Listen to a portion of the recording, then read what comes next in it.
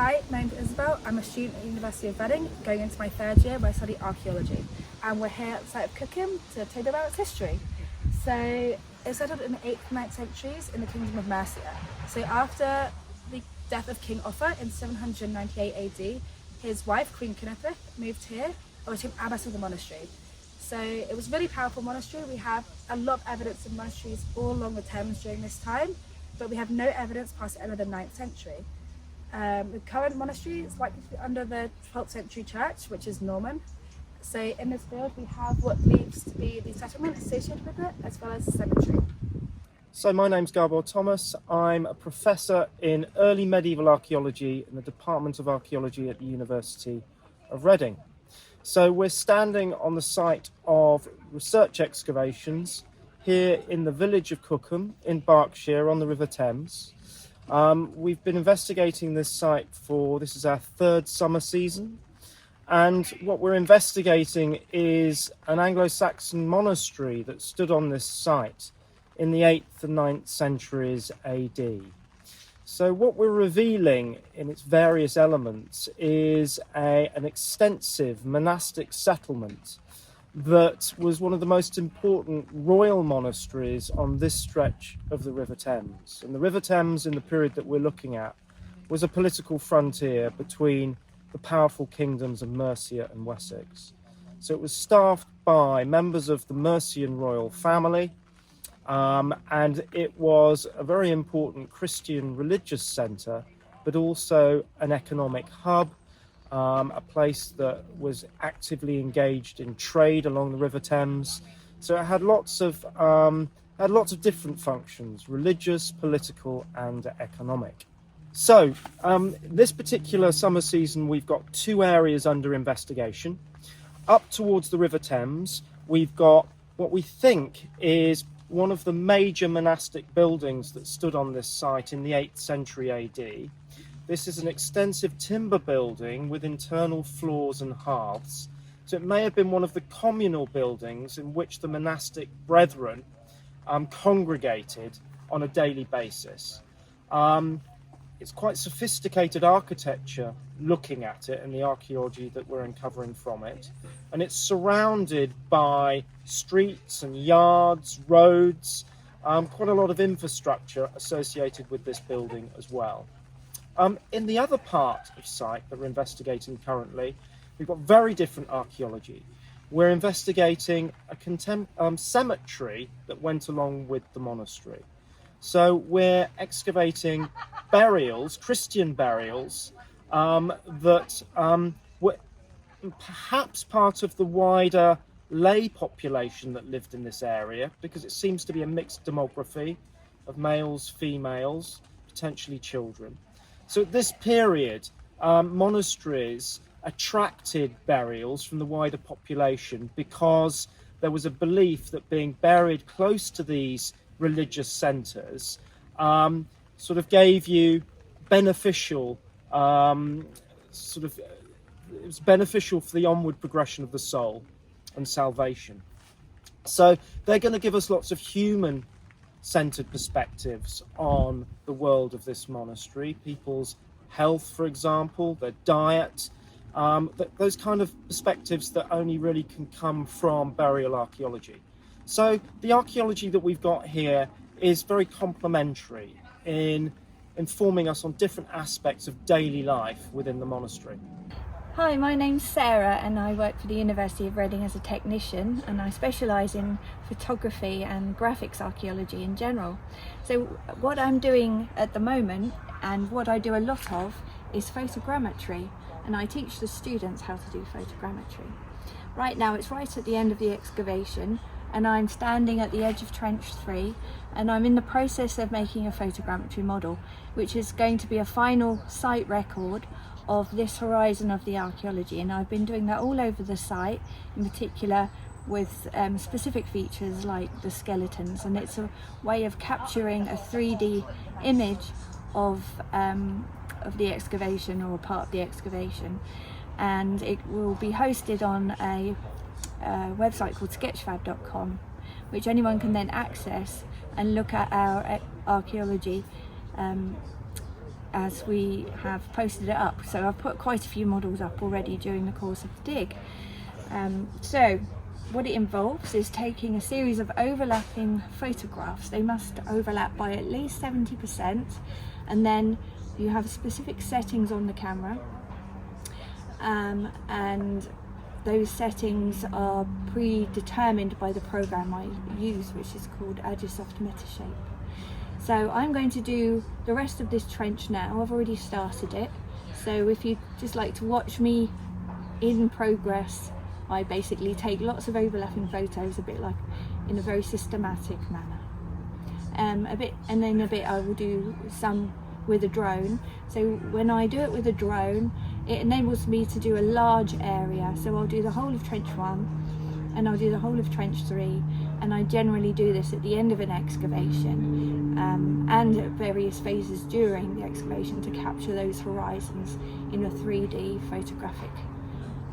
My involvement with the field school has started in 1998 when I worked at the site of Silchester, which was our field school for many, many years, from 1997 to 2014. We did Insular 9, and then after that we carried on and opened a new excavation at the bathhouse and the temple site. And I worked there as a field supervisor, so I was teaching students how to dig and how to record the archaeology. So here at the field school my role has changed a bit, and I've specialised in photography. I'm an archaeologist at the University of Reading, and I've been involved with this dig for the last 2 years. I work as site manager, and that means I look after equipment and the tents and visitor tours and the kind of infrastructure that we need to make sure that the actual dig runs smoothly. The dig runs for 6 weeks, but we do a lot of planning beforehand, ordering equipment, planning what we're going to need, and we start with excavators, big mechanical excavators coming in to take off the topsoil. Then we put in the equipment, then the students and the archaeologists come in and do their work, and at the end we do what's called backfill. The excavators come back again and fill up the trenches that we've excavated with the soil that was there in the first place. And it gets reseeded, and 3 months later you'd never know we've been here. Hi, my name is Charlie. I'm a student at the University of Reading, second year, going on to placement. Right now we are digging out this section of the trench where we believe there are four burials, 2 definites, 2 maybes. We have a very interesting feature of an intersection here, and at the moment we are planning it using tape measures and a grid system. My name is Zhang. I'm from University of Reading. I'm originally from Malaysia. I'm second year student. So now I'm currently we are currently excavating the cemetery trench, and we found a lot of quite interesting finds, a lot of animal bones, which indicate the diets in the medieval period, and also some potteries, which is quite nice. I really enjoy digging here with my friends and colleagues. Hi, my name is Jenny Eaton. I work at the University of Reading, and here at the excavation I'm the finds manager. So I oversee the students that are learning to excavate and process the finds here, and we have volunteers and replacements and trainees as well. So the finds come in from the trenches. We have trays that are a mixture of animal bone, pottery, and anything that they find within the context that they're digging. When they come to us, we will sort through the trays and try and remove anything that doesn't need washing, whether it's metal or something that might fall apart like shell or mortar. So we'll go through those, and then everybody in finds will wash the finds, and then they're left out to dry. And once they've gone through that process, we will be able to record them by material. So we sort through them and separating and bagging all of the different kinds of finds. Example like this with the animal bone. We have a mixture of bulk finds and small finds. Bulk finds are the large quantities of animal bone that have not been worked, or pottery sherds that are just standard fragments of pottery. But sometimes we get small finds come in which are a bit more special, so we like to record them in a slightly different way, so they're more accessible, easily found. I'm Josh. I'm a Reading alumni and assistant supervisor in this trench. I currently work in commercial archaeology and I come out to help in the summers. So this trench, at the moment we're coming down onto the earliest Saxon horizon. We've just taken off the last occupation soils and we're coming down on the post holes which are forming the wooden building which we have running north-south in the trench behind me. So the Saxon building runs up to the gravel road you can see in the trench behind me, and we're extending a trench further north from this road called Trench 3, which is looking for the old Saxon waterfront with the Thames. We're already finding a lot of reused Roman material in this Saxon building, which is a strong indication that they're ripping apart Roman buildings nearby to use to make their own. That includes Roman flue tiles, Roman roof tiles, as well as lots of Saxon finds. So we're finding Saxon pins, really high status Saxon glass, as well as large Saxon storage vessels. All of this is an indicator that this building was in constant use and was a very high status area. I'm Dara Jones-Reddy. I'm a new graduate at Reading University and I did archaeology with a placement year. I loved the field school throughout my 4 years so much that I've come back to volunteer at Cookham even after I'm not a student anymore. And what we're working on at the moment is within this area that Josh has just talked about, we've got some really nice occupation layers where things will have been dropped and they're still in situ from hundreds of years ago. And so looking at that kind of thing, those things, it's really interesting, especially the midden pits that we're actually excavating at the moment, which is very much another man's rubbish is our treasure as archaeologists today, because we can see what things that they're throwing away and all the things that they're disposing of is really interesting to see what kind of societal waste would have been at the time. My name's Nick Pankhurst and I'm a trench supervisor for the Cookham project. I'm running Trench 1, which is a trench which is positioned over what we think is a sort of area of buildings, streets, hopefully lots of post holes, structures. We've been, last couple of weeks, we've been cleaning down to the archaeological levels, trying to define the footprint of these structures, and I'm hoping over the next 2 weeks, because we're coming up to halfway through the project, that we will properly define the kind of architectural details of these buildings that we've been chasing out for the last couple of seasons. So last season, our first season, we established an area that we were pretty certain would have been full of buildings, but we're hoping by the end of this season we will get that plan.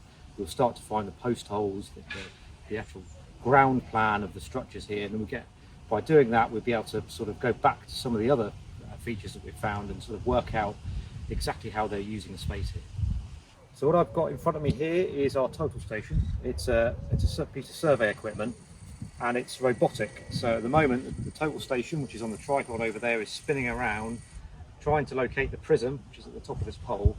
And as soon as it does that and it locks onto that prism, it will follow me wherever I go, and I can take points, so I can survey in points. So when we find small finds of interest, we can basically log them three-dimensionally in this piece of equipment, and we can survey around the edges of our trenches, and then once we've got that information we can drop that into GIS, into computer programs, and we've got that so we can completely three-dimensionally locate all of our features, trenches and finds.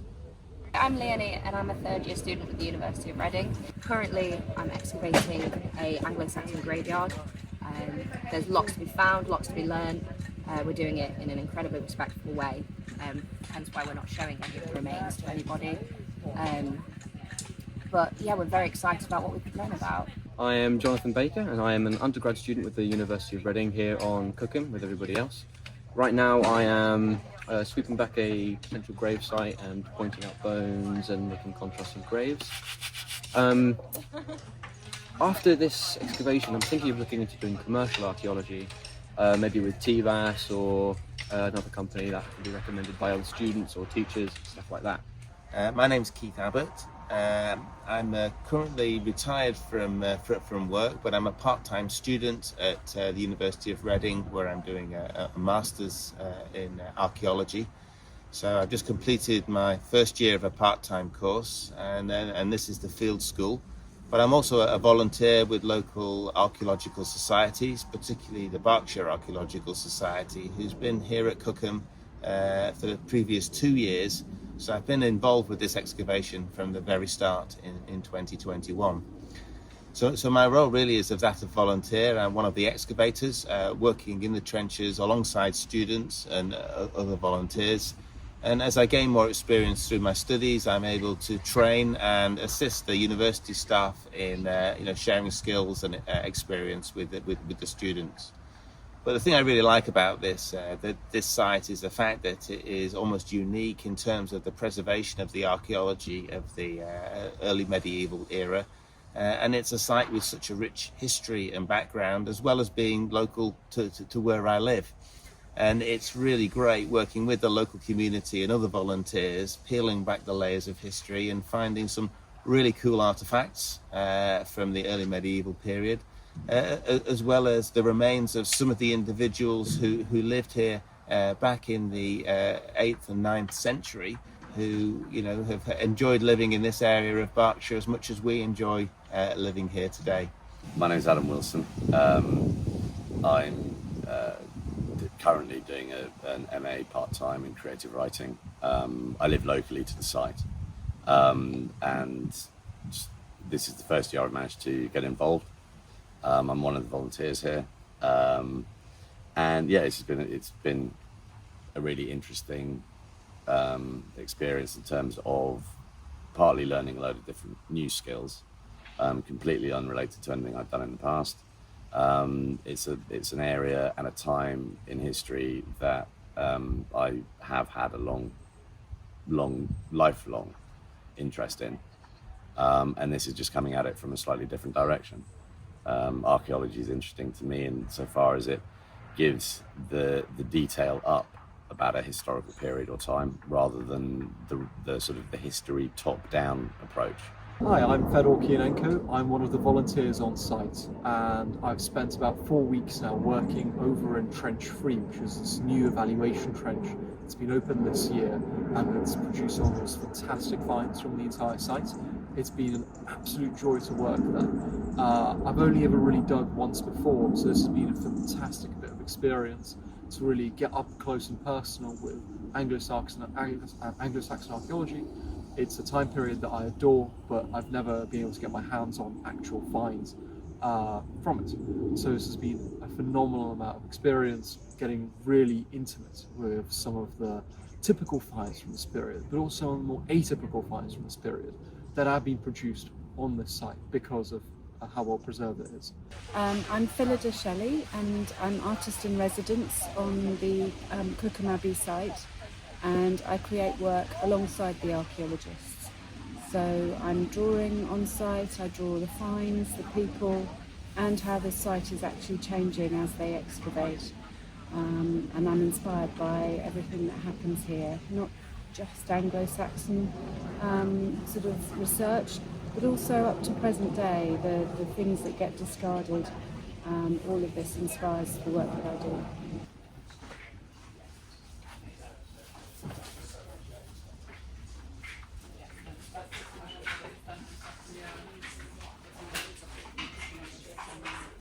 I'm Harry. I'm a first year student here at Cookham.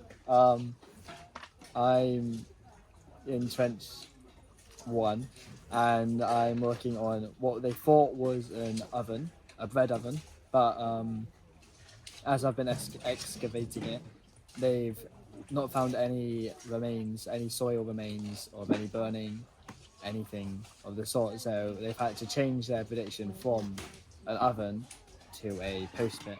But I found it really interesting that the soil is the actual focus instead of the stones. It's a massive stone circle, but the stones aren't that important. It just tells you that it exists. Hi, I'm Mel. I'm a first year student. I'm currently in Trench 1, which is way over that way, and my special find has been a copper hairpin, an Anglo-Saxon one. So some of the small finds that we've got, such as the coins, are really useful in terms of dating. We can work out then if we're in the correct context and the correct layers, and finding the things that we're expecting to find or hoping to find.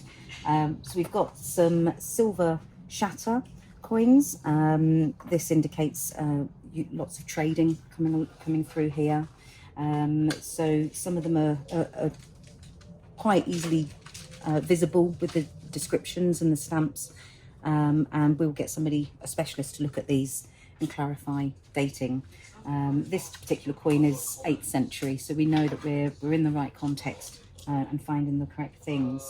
Some of them will need cleaning up before we can actually date them and see clearly what they are.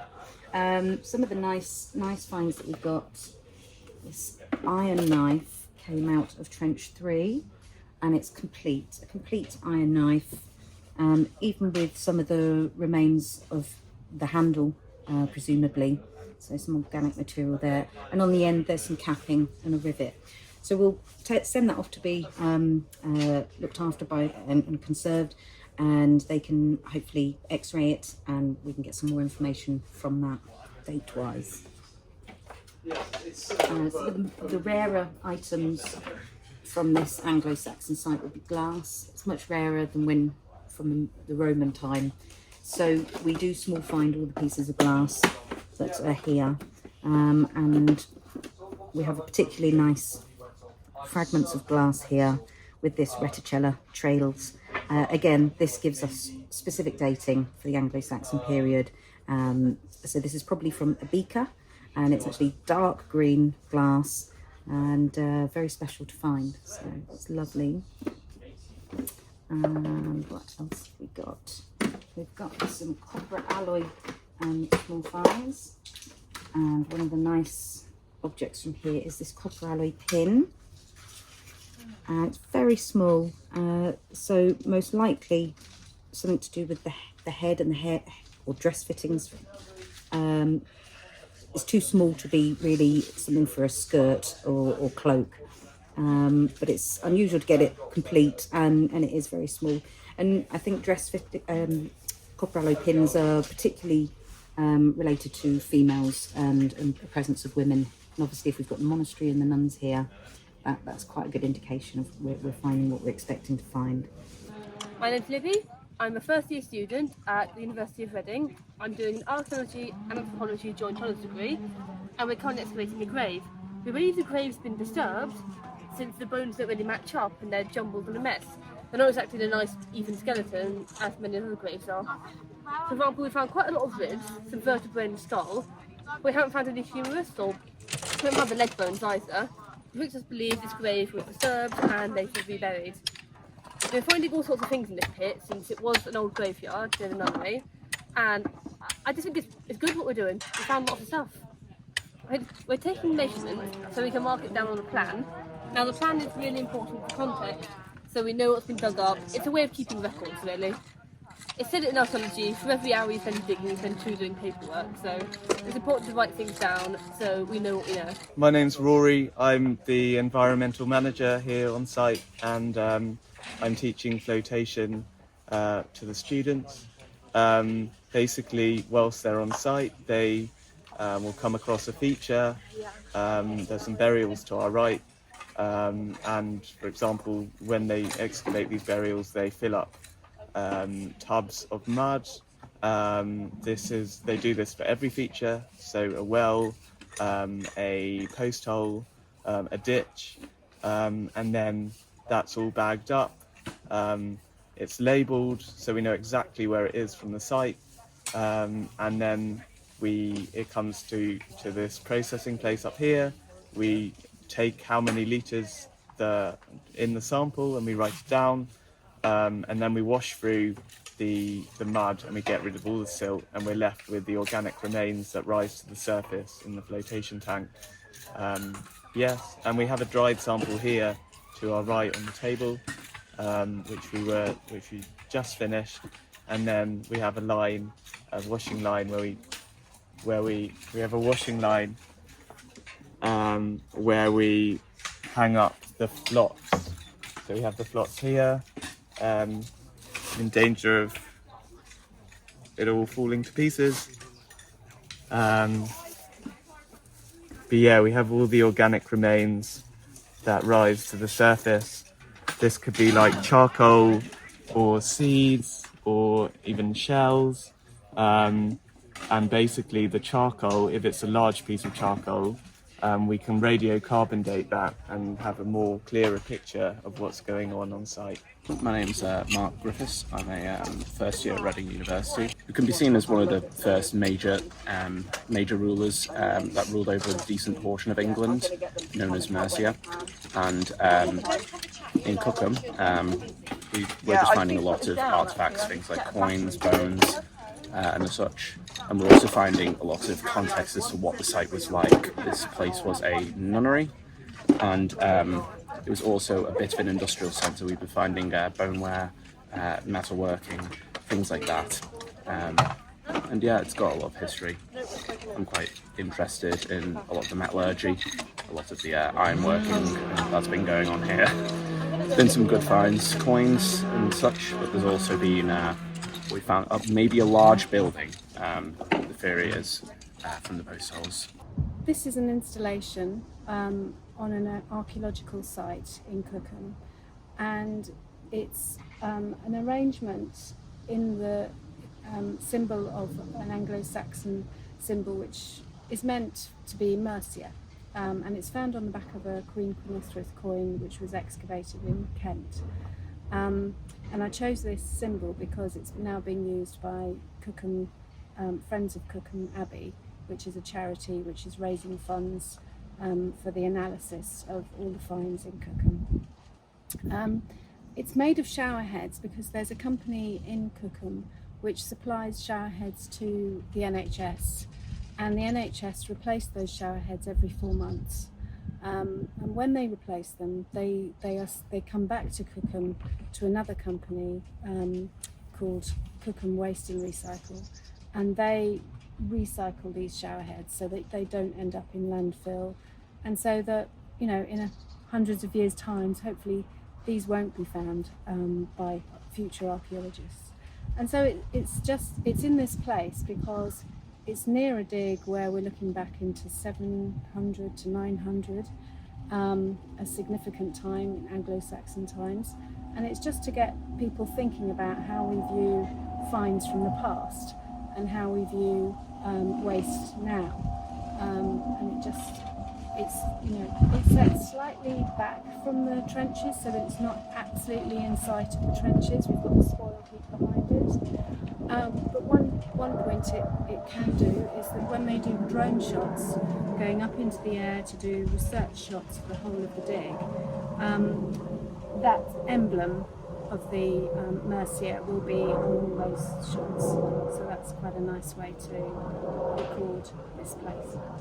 My name's Andrew Thurley from Thurley Plant, and basically I do the excavations for Reading University for their archaeological digs. And this is Andy Burrell from Mortimer, in the same village as myself, who's volunteered to drive the dumper to create the spoil heaps for us and do all the excavations as a team. And basically I've been doing the excavation for Reading University for a number of years at Silchester, a lot of excavations there and backfilling, and really got interested into the archaeological side of things, which made it interesting for me. And Andy is very interested in that sort of thing as well. Yeah, I am indeed. Yeah. There's a lot of history in our family, and this was a chance to come and get involved in a real live dig, and for me it was a fantastic learning experience to see it happen right from the start. I've been a friend of Andy's for many years, and he was kind enough to invite me to come and help him with the dig, moving the soil around into these spoil heaps that you can see around here. And I must say, every day we were here, for me, was a school day. And as a teacher for 35 years, I know what a school day looks like, but this one was a special one, particularly with all the people that we met, learning about the different approaches to revealing a site like this. So yeah, most enjoyable for me. and we actually found some interesting stuff. So yeah, uncovered, I should say, because it's very early stages on the excavations for what we find. We don't really see a lot of what the students and people dig out, and it's really fantastic to come back and see after their hard work of actually uncovering by skeletons and all the other roadways and stuff like that. So yeah, it's fantastic. And this is the second year, I believe, isn't it? Yeah, the second year for me. And to come back now, when everything's been opened, and to see them in real life does bring it all together, and again makes it fantastically interesting.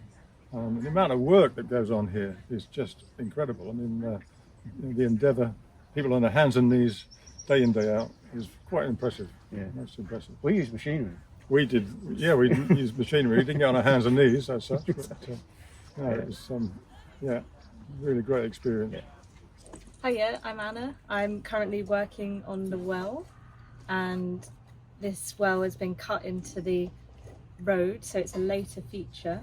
So currently we're squaring it off in order to make it safer, and then we'll put shoring in so that we can go deeper, and then hopefully there'll be some waterlogged material at the bottom.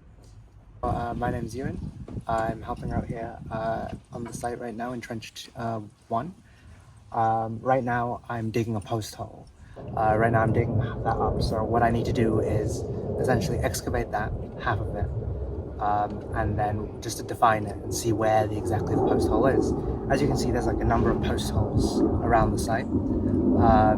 That's because when a sort of post hole became rotten, they, rather than take the whole post hole down, they essentially put up a new one directly next to it, adjacent to it, and then the old one would be taken down eventually. So my name is Thomas. I am an archaeology student here at the University of Reading, and I will be spending the last 2 weeks of this dig working over in Trench 2, where we think we have at least a part of the cemetery from the monastery here. So far that's turning out to be a really interesting trench because we have a lot of different burials and a lot of burials that have been sort of done in different ways. There's some suggestion that we've got later burials on the same site as earlier ones, so it's a really interesting kind of puzzle for us to disentangle. I came here not knowing that this is what we found, so I wasn't really sure what to expect, but it's been a really good site to excavate. And I was here 2 years ago when we were first test pitting it, but missed last year, so it's really nice for me to come and see how the site has developed and how much more we found and how much we've expanded what we already know.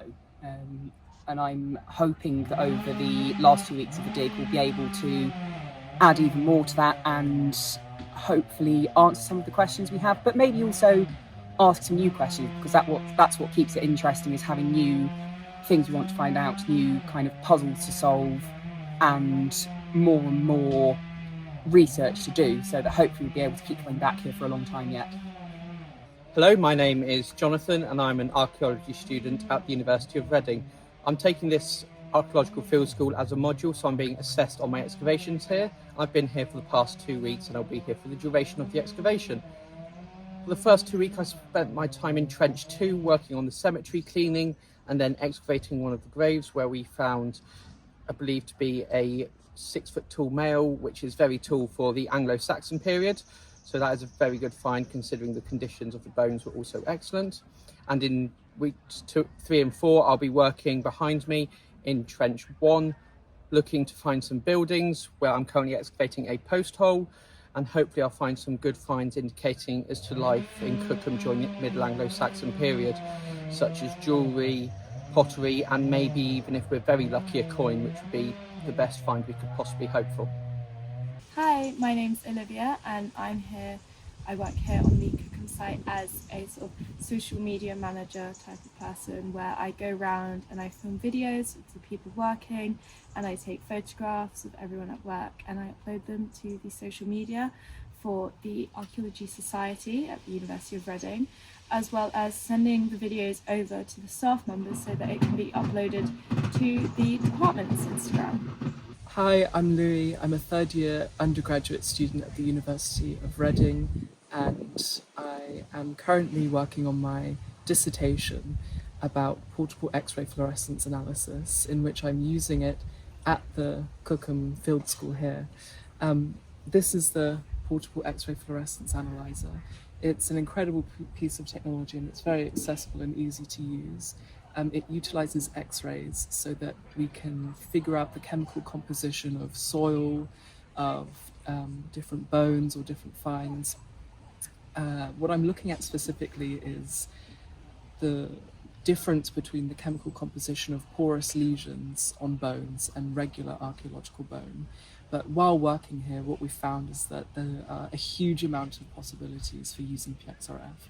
One of the great things about it is that it can be used to distinguish between individuals in commingled remains. So if you've got a bunch of bones jumbled up, you can quite easily assign them to each different individual.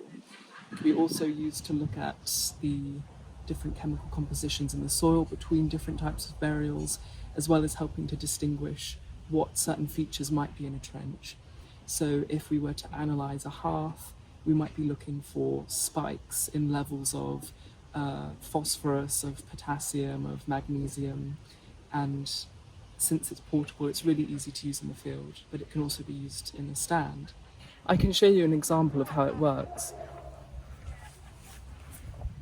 So this is obviously just to show you. Obviously we wouldn't be doing this on grass.